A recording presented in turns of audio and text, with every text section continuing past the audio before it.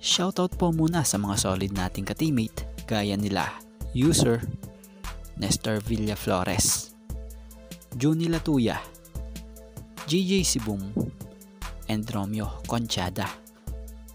Kim Aurin to Hinebra kapalit ni Onubere, James Yap pipirma na, at Coach Chito Victolero kabado sa SMB. Bakit nga ba? Yan nga ang dapat nyong mga malaman. Pero bago nga natin talakayin etong topic natin ito, baka naman pwedeng maka-request kahit isang subscribe lamang po dito sa ating channel. At kung mabigat naman ito para sa inyo, kahit isang like and share na lamang po. Malaking tulong na po yon. Salamat po.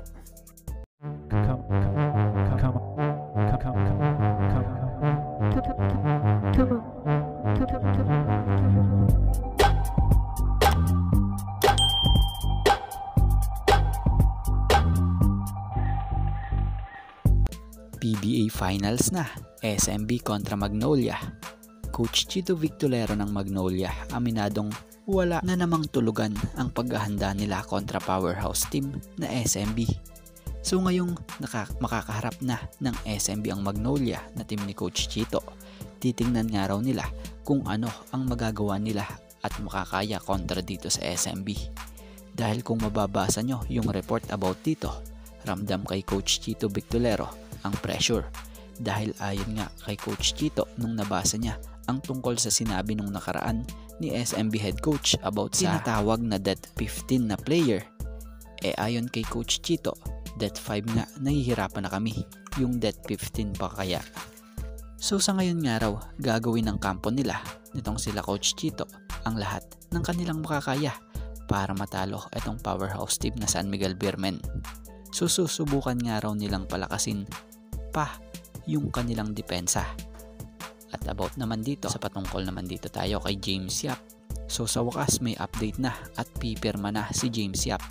Dahil ayon nga dito sa legit na malupit na sports writer dito sa ating bansa, credit po, ipinost nga ito nitong si Sir Snow Badwa, James Yap signing contract next week. So ang tanong, saan siya magsasign? Kung titingnan naman natin, may napost nga nung nakaraan etong si Sir Snow about sa tatlong team na interesado rito. So una na ngang lumabas sa balita yung about sa offer ng Blackwater dito kay James Yap.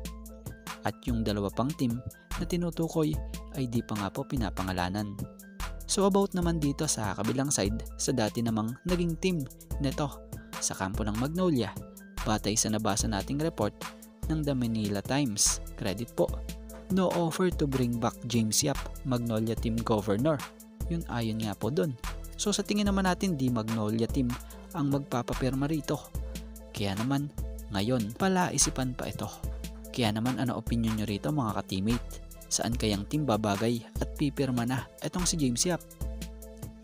At patungkol naman tayo dito sa rumors patungkol sa topic ng PBA Talks. Nakasaad nga rito credit po, PBA Trade Rumors, Meralco and TNT Trade Suggestion. So batay nga sa nakapaloob rito, ayon dito, TNT, Kim Aurin for Sydney Onubere and second round pick. So para sa opinion natin dito kung tutuusin, galing na ng Hinebra itong si Aurin. Mukhang malabo pa ito mangyari, lalo't guard din itong si Aurin. Ang Hinebra, loaded sila sa guard ngayon. Kung tutuusin na, big man talaga ang kailangan ng Hinebra. Pero kung tatalakayin naman natin itong si Aurin talaga, grabe ang impact na nabibigay nito sa TNT ngayon kung tutuusin. Mapalad nga rin ang TNT sa pagkuha sa kanya dahil masipag ang player na to. Bukod sa may shooting, malakas din talaga siyang defender. So sa pinakita ng naging laro nitong si Aurin as rookie dito sa TNT, talagang bumilib ang coaches dito. Kita nyo naman maging teammates niya sa TNT. At yung Onubere about dito, sa tingin natin baka maging trade asset na lang ito ng Hinebra rin dahil di nagagamit sayang kasi magaling din kaya lang mukhang sa sistema ni coach team di siya ganon ka-fit. Dahil kung fit ito, magagamit to palagi nitong si coach team. So para sa atin etong trade rumor na eto sa ngayon malabo pang mangyayari dahil kung kailangan ng Hinebra si Aurin, noon pa ito'y kanila ng pinapirma dahil Hinebra nga ang nag-drop dito So kayo mga ka-teammate, ano opinion nyo sa rumors na ito? Shoutout po muna sa mga solid nating ka-teammate gaya nila User,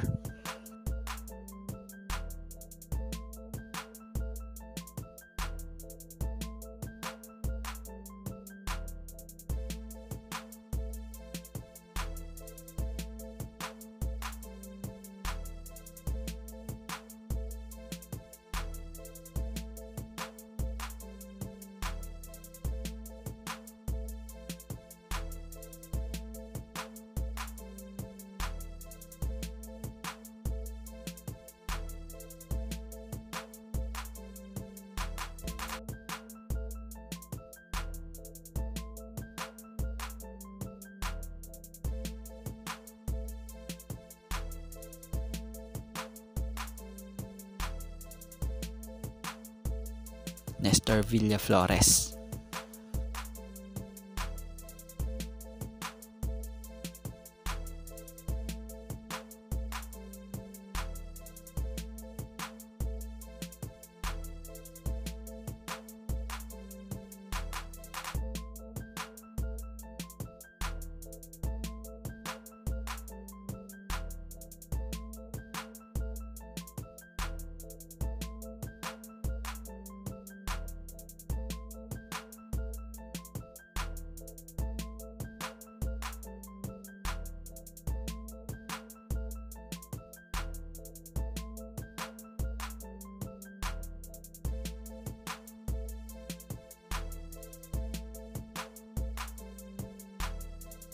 Juni Latuya,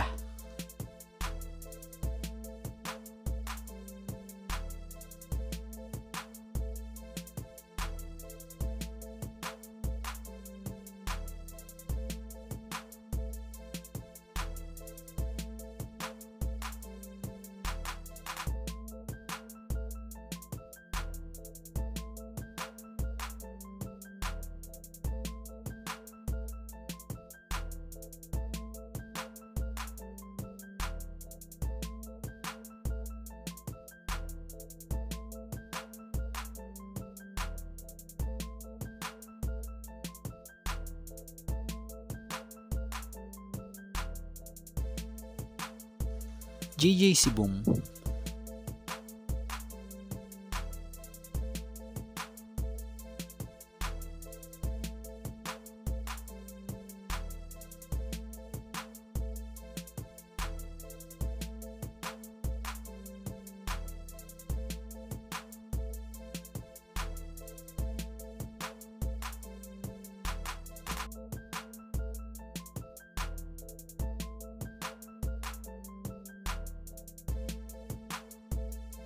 and Romeo Conchada.